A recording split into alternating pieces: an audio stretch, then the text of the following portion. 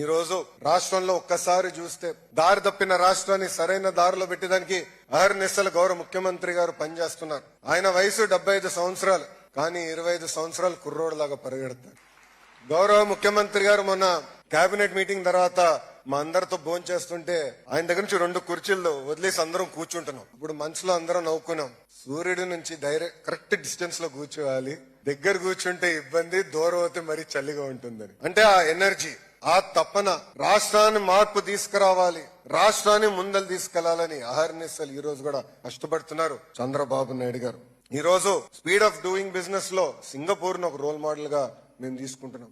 ఎప్పుడు లేని విధంగా ఈ రోజు ఆంధ్ర రాష్ట్రానికి పెద్ద ఎత్తున పెట్టుబడులు వస్తున్నాయి. ఒకే రాష్ట్రం ఒకే రాజధాని కానీ అభివృద్ధి వికేంద్రీకరణ అనే నినాదంతో మేము ముందరికెళ్తున్నాం. టీజీ భరత్ గారు ఉన్నారు ఇండస్ట్రీస్ మంత్రిగా. పెద్ద ఎత్తున రాయలసీమకు కూడా పెట్టుబడులు తీసుకొస్తున్నాం. ఈ రోజు మీరు చూస్తే అనంతపూర్ కి కియా వచ్చింది. అనంతపూర్ జిల్లాకి పెద్ద ఎత్తున రెన్యూబుల్ ఎనర్జీ ప్రాజెక్ట్స్ వస్తున్నాయి. ఏకంగా కర్నూలు పట్టణానికి ఒక మొబిలిటీ వ్యాలీగా ప్రకటించి పెద్ద ఎత్తున ఈ రోజు పెట్టుబడులు తీసుకొస్తున్నాం.